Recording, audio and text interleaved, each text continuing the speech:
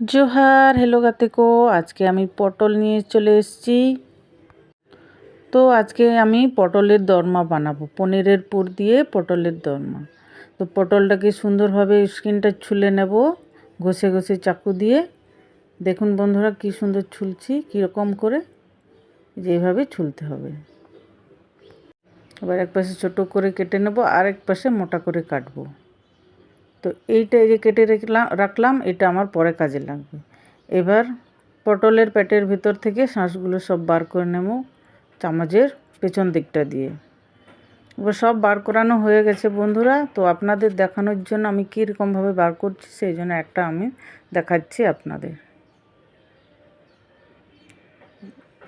এই সুন্দর করে সব শাঁসগুলো বার করে নিয়েছি, এই যে দেখুন।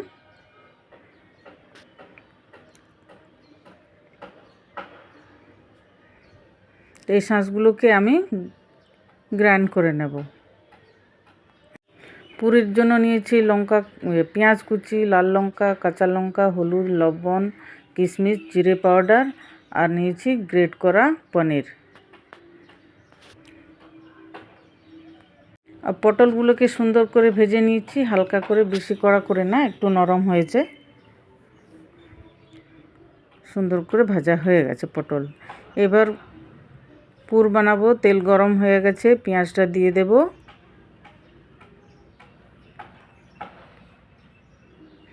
পেঁয়াজটা একটু ভাজা ভাজা হবে, কাঁচা লঙ্কা দিয়ে দেব। কুচিয়ে রেখেছিলাম কাঁচা লঙ্কা, সেটা দিয়ে দেব।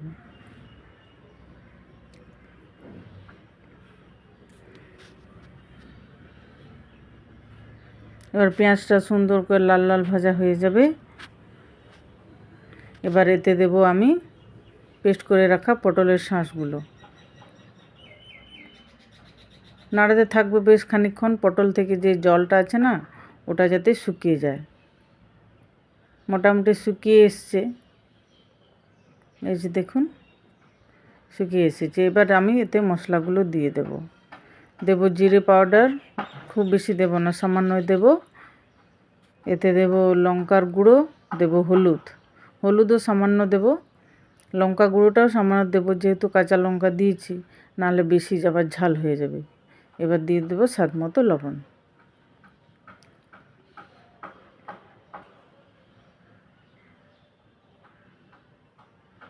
এবার গ্রেট করে রাখা পনিরটাকে দিয়ে দেব। পনিরটাকে দেওয়ার পরে বেশ খানিকক্ষণ নাড়াচাড়া করব, একটু আটা আটা ভাব চলে আসবে, তাহলেই আমার পুরটা রেডি হয়ে যাবে। কিশমিশটাও দিয়ে দিলাম।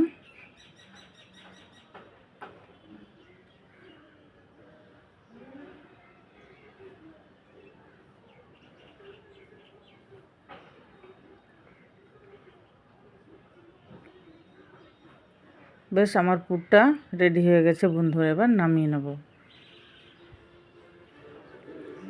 এবার এই যে ভেজে রাখা পটলগুলো, এবার ওতে আমি পুরগুলো ভরিয়ে নেব। সুন্দর সিদ্ধ হয়ে গেছে। এবার এতে এক এক করে সুন্দর করে পুরটাও ভরিয়ে নেব। বন্ধুরা পুরটা একটু মিষ্টি মিষ্টি খেতে চাইলে চিনি একটু দিতে পারেন, সেটাও ভালো লাগে। এবার একে একে সবগুলো ভরিয়ে নেব। আর একটা বাটিতে আমি ময়দা গুলিয়ে রেখেছিলাম, একটু খুব পাতলাও না, এটা থকথকে ব্যাপারটা।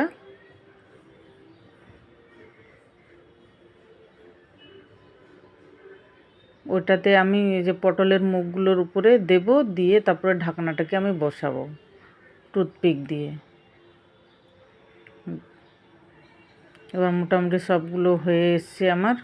এবার হাত দিয়ে এবং ঠুসে ঠুসে নেব, চামচ দিয়ে তো হচ্ছিল না, ভালো করে তো হবে না চামচ দিয়ে যতই হোক। এবার সুন্দর করে টাইট করে এবার মেখে নেব। এই যে ময়দাটা গুলিয়ে রেখেছি, এবার এই যে দেখুন, এই যে মুখের মধ্যে এটাকে এভাবে দেওয়ার পরে যে ঢাকনাটা বসাবো।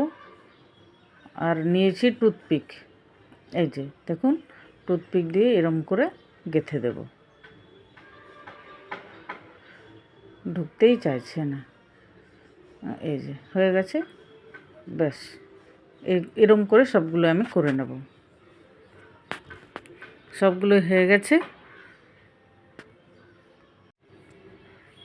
এবার এদিকে কড়াইতে তেল গরম হয়ে গেছে। এবার গোটা গরম মশলা, শুকনো লঙ্কা 2টো, তেজপাতা 2টো। গরম মশলার মধ্যে লবঙ্গ, এলাচ আর দারচিনি ছিল। পেঁয়াজগুলো আমি দিয়ে দিলাম। পেঁয়াজটা সুন্দর লাল লাল ভাজা ভাজা হবে। ভাজা ভাজা হয়ে গেছে সুন্দরভাবে। এবার এতে দেবো আদা রসুন বাটা 1 চামচ। দুটো আদা রসুন মিলে 1 চামচ। এবার আদা রসুনটাকে বেশ কষিয়ে নেব খানিকক্ষণ। এতে দিয়ে দেবো পেঁয়াজ বাটা। অল্প ছোট্ট একটা পেঁয়াজ বেটে রেখেছিলাম।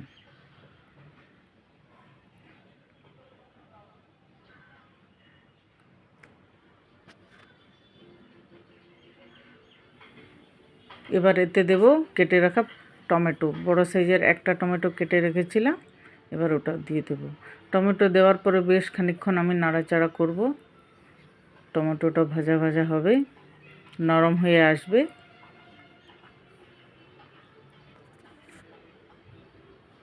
এবার এতে দেব স্বাদ মতো লবণ। লবণ দিলে তাড়াতাড়ি টমেটো গলে যায়। লবণ দিয়ে দিয়েছি। এবার বেশ খানিকক্ষণ কষিয়ে নেব। কষানো হয়ে গেলে এতে আমি মশলাগুলো দিয়ে দেব। দেব জিরে পাউডার, দেব লঙ্কার গুঁড়ো, ঝাল লঙ্কার গুঁড়ো এটা, দেব হলুদ।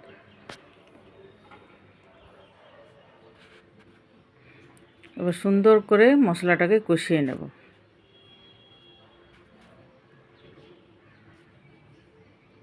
এবার দেব লাল লঙ্কার গুঁড়ো।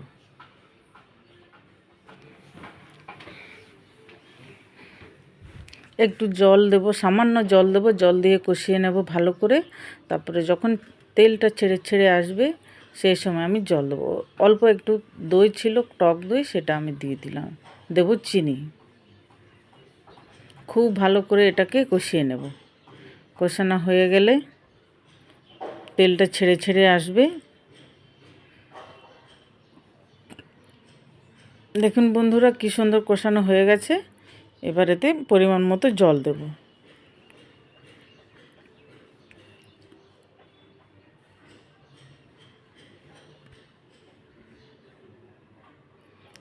এবার এই যে পটলগুলো পুর ভরিয়ে রেখেছিলাম, পটলগুলো সব দিয়ে দেব। দিয়ে দেওয়ার পর বেশ খানিকক্ষণ ঢাকা চাপা দেব। ফুটে উঠলেই, মোটামুটি জলটা একটু ঘন ঘন আসলেই আমার পটল পনিরের দোরমা হয়ে গেছে বন্ধুরা। দেখুন এবার ঘি গরম মশলা ছড়িয়ে আমি নামিয়ে নেব। বাস, গ্যাসটা অফ করে নিচ্ছি। তো রেসিপিটা কেমন লাগলো বন্ধু অতি অবশ্যই আমাকে জানাবেন। নতুন বন্ধু হয়ে থাকলে সাবস্ক্রাইব করে রাখবেন। Thank you.